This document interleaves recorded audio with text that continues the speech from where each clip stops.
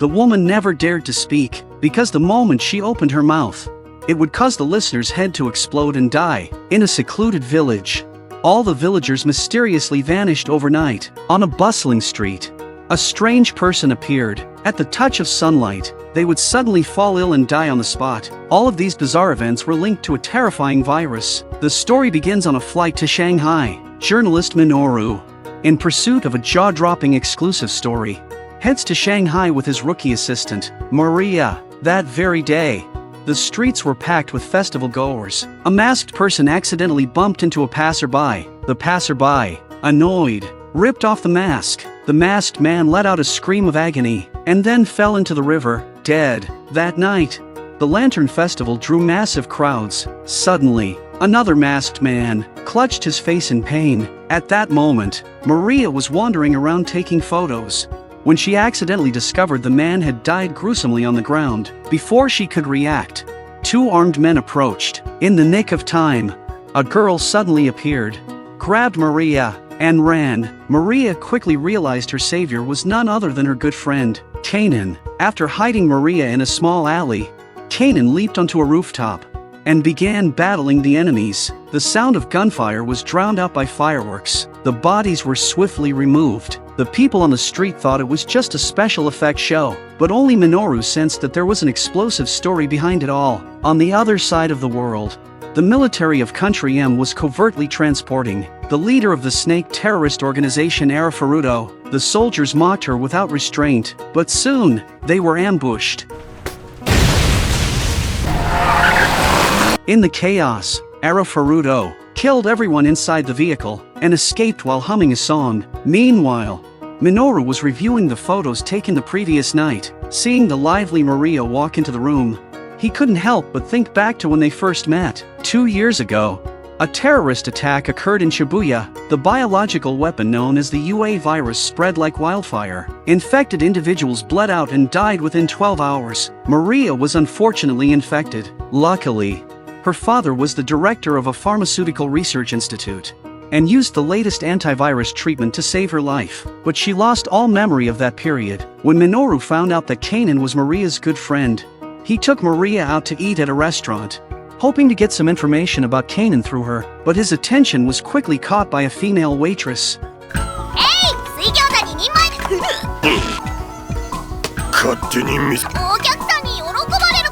Just then, a car burst into the tea house. The driver was an old man. Shockingly, he was trying to kill them. Minoru and Maria immediately fled. In a critical moment, Kanan appeared once again and saved them. Kanan immediately recognized the old man as a member of the snake organization.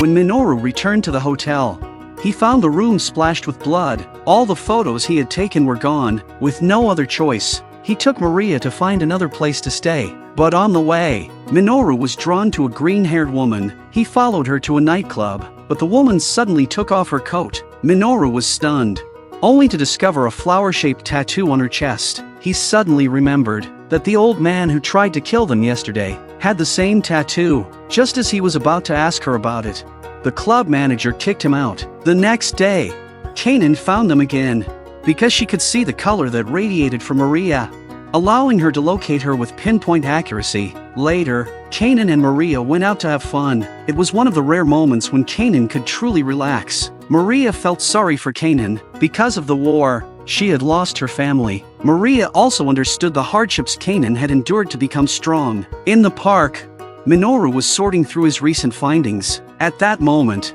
the green-haired woman appeared again. Minoru tried to speak with her, but she remained silent. He didn't think too much of it, and simply watched her quietly. Meanwhile, Kanan and Maria were on a train that entered a tunnel when the power suddenly went out. Kanan went to investigate. A boy seized the opportunity to tie Maria up not far from the train. When Kanan arrived, she discovered a timed bomb strapped to Maria's head. Just then, the boy's voice echoed through the area. It turned out that his village had been exposed to the UA virus.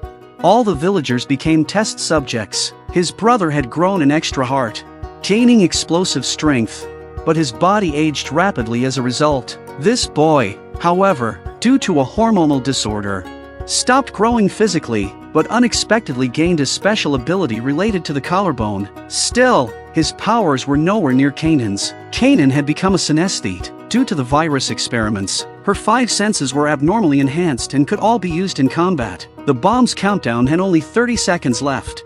But for Kanan, that was more than enough time to kill the boy. Suddenly, Maria shouted to Kanan. It wasn't a real bomb, but a toy. But it was too late. Kanan had already pulled the trigger and killed the boy. It turned out he had wanted to die at Kanan's hands, because he no longer wanted to live like a monster. Kanan's actions frightened Maria. As Kanan began to untie her, she suddenly sensed through her synesthetic ability that Maria had developed a feeling of resistance toward her. This deeply saddened Kanan. She quietly turned and walked away. Years ago, Kanan's hometown was ravaged by war. Her family was killed, and she was left hiding alone in the ruins. A mercenary named Shemu found her and took her in, giving her the name Kanan. From that day on, Shemu began training her, teaching her various skills, and turning her into a top-tier warrior. As a synesthete, Kanan hated the color blue in the sky, because blue symbolized killing intent in enemies.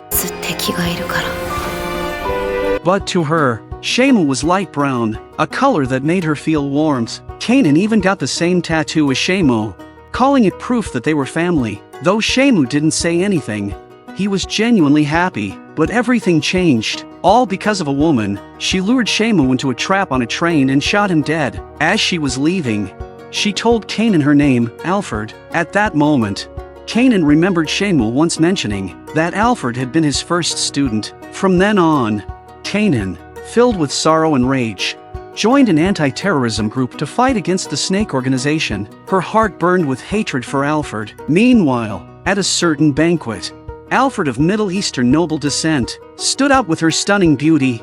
Becoming the center of attention, she joined a legitimate security company as a shareholder and announced that she would participate in the security team for the upcoming anti-terrorism summit. Elsewhere, Maria was filled with regret. She had searched everywhere but still couldn't find Kanan. Just then, a few men with ill intentions approached Maria. Luckily, a restaurant waitress named Natsuko came to her rescue. Natsuko worked multiple jobs and had met Maria several times before. Seeing that Maria didn't want to return to her hotel, Natsuko took her to her boathouse and even cooked her a delicious fish soup. Though Natsuko seemed clumsy and simple, her true identity was far more complex. She was actually a subordinate of Ryan, a high-ranking member of the Snake Organization. This time, Ryan had given her a mission to infect government officer Kojiro with the UA virus. Having never performed a mission before, Natsuko was terrified, but Ryan threatened her. If she failed, she would kill her. She threw her a file full of information on Kojiro. To complete the mission, Natsuko started working at a nightclub where Kojiro often appeared. She planned to slip the virus into his drink, but another waitress there was simply too beautiful, and Kojiro was instantly smitten with her. Unable to carry out her mission, Natsuko was left feeling frustrated. At that moment, Kanan suddenly appeared beside her. She wanted to interrogate Natsuko about the Snake Organization and Alfred, but Natsuko had never even heard of Alfred. Just as Kanan raised her gun to threaten Natsuko, Maria arrived at the scene. She misunderstood Kanan once again, deeply hurting her. Then, Natsuko received a call from Ryan. She ordered her to use Maria to kill Kanan. Torn and conflicted, Natsuko was too afraid to disobey. She dragged Maria up to the top of a bridge. Soon, Kanan arrived. Natsuko's body was strapped with explosives, and she dragged Kanan into the river, intending to blow herself up. Kanan pulled out a dagger, ready to kill Natsuko, but she hesitated, afraid Maria would be heartbroken. Just then, the explosives went off. In the end, Kanan managed to rescue Natsuko and bring her to shore. Maria rushed over to Kanan, explaining everything and clearing up the misunderstanding. The emotional distance between them melted away. At the hotel, Minoru noticed a flower-shaped mark on Natsuko's lower back, a telltale sign of UA virus infection. Years ago, in a remote village, all the villagers suddenly disappeared one day. It was said they had been infected with the highly lethal UA virus. However, some survived, gaining special abilities, but these survivors fell under the control of the Snake Organization. Natsuko was one of them. Yet, The only ability she gained was growing an extra appendix, feeling useless and ashamed. Natsuko was deeply discouraged, but Maria thought Natsuko was amazing. She worked hard and made great fish soup. From the day Natsuko saved her, Maria had considered her a friend. Natsuko was deeply moved by Maria's words and decided to leave the snake organization. She packed her things, planning to travel alone, but people like her, infected by the virus, would die quickly without the medication provided by the snake organization. The next day, Maria and Minoru received official invitations to attend the International Anti-Terrorism Summit as journalists. It was the biggest event they had ever participated in, and both were very excited. But Minoru wanted to first complete his interview with the green-haired woman, Hako, so he told Maria to head to the summit venue first. In the park, Hako responded to Minoru's questions only by nodding and shaking her head. She admitted that both she and Natsuko were from the village that had disappeared, but as Minoru pressed her further, Hako finally spoke. At that very moment, Minoru suddenly felt a splitting headache. He then realized this was Hako's special ability. At the same time, at the summit, a government official was giving a speech when suddenly the large screen and speakers exploded, plunging the venue into chaos. The security company that Alfred had invested in suddenly betrayed everyone, sealing off all the exits in an instant. The high-ranking officials had no choice but to retreat into an underground shelter. Meanwhile, Ryan had captured Maria and used her phone to call Kanan. The moment she heard the name Kanan again, Alfred couldn't help but recall the past with her mentor, Sham. Back then, Sham had also given her the name Canaan, a name that symbolized a land of hope. But when another person appeared, Sham gave that same name to the new girl as well. This filled Alfred with overwhelming fury. Back in the underground shelter, the door suddenly locked itself shut. A man collapsed dead from viral infection. It turned out Ryan had already instructed his subordinates to release the virus into the sealed room. If the door were opened, the virus would rapidly spread. Now the officials could only place their hope in the one company capable of producing the UA virus antidote. Maria's father, Daos, immediately set out with all available antidotes, but before their vehicle could get far, it exploded. To prevent further spread and eliminate the terrorists, someone proposed a drastic solution: launch a bomber to level the entire venue. Alfred, upon hearing this, quickly evacuated the area. Kanan, having found a secret passage, leapt down from the ceiling, using her synesthete abilities. She located where Maria was being held. She disabled the signal jammer and re-established contact with her superior, Yuri, but there was too little time. There wasn't enough to save everyone and escape herself. Just as the missile was about to hit, Daos arrived in a helicopter, carrying the antidote, but by then, the missile could no longer be recalled. Just as despair took over everyone, the missile veered off course, detonating in an empty field. It turned out that under Yuri's command, Kanan had hacked the satellite system using her special abilities, successfully interfering with the missile's guidance. The next day, the group's car broke down. Minoru went to look for a mechanic and told the others to return by train, but the train was suddenly intercepted by a squad of soldiers. Kanan immediately felt something was wrong. She heard gunshots and heavy movement from the train cars ahead. The scent of blood reached her nose. She instructed Natsuko to protect Maria and rushed ahead to investigate. The train had already started moving again, but what Kanan found was horrific. Every passenger had been slaughtered. Panicking about Maria's safety, she ran back as fast as she could, but when she returned to the original train carriage, Maria and Natsuko were gone. Alfred appeared, admitting she had fired a shot, but claimed she hadn't killed them. Instead, she had locked them in the last car of the train, a car rigged with a timed bomb. Kanan and Alfred engaged in a fierce battle. The countdown on the timed bomb was nearing its end, but Kanan still couldn't defeat Alfred. Determined to prove she was Shemu's true pride, Alfred resolved to kill Kanan. Meanwhile, in another train car, the severely wounded Maria urged Natsuko to escape while she could, with the bomb about to explode. Natsuko had no choice but to find a tool and detach the car from the rest of the train. In the very next moment, the bomb went off. Kanan and Alfred's battle was also approaching its climax. Just as Alfred was about to pull the trigger on Kanan, Kanan's eyes suddenly turned crimson, and in a flash, she wounded Alfred. A helicopter arrived to extract Alfred.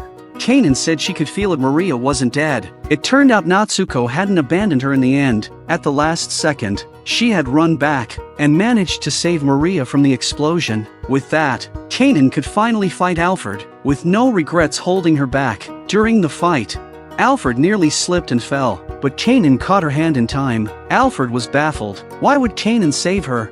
Kanan said the colors she saw in Alfred were strange. Sometimes, she looked like Shemu's light brown, sometimes pure white. Kanan understood. When Shemu died, so did Alfred's heart. She saw Alfred as pitiful and deeply lonely. Alfred had believed that by unleashing the virus and creating monsters, she could control everything. Her pride wouldn't allow her to accept Kanan's help.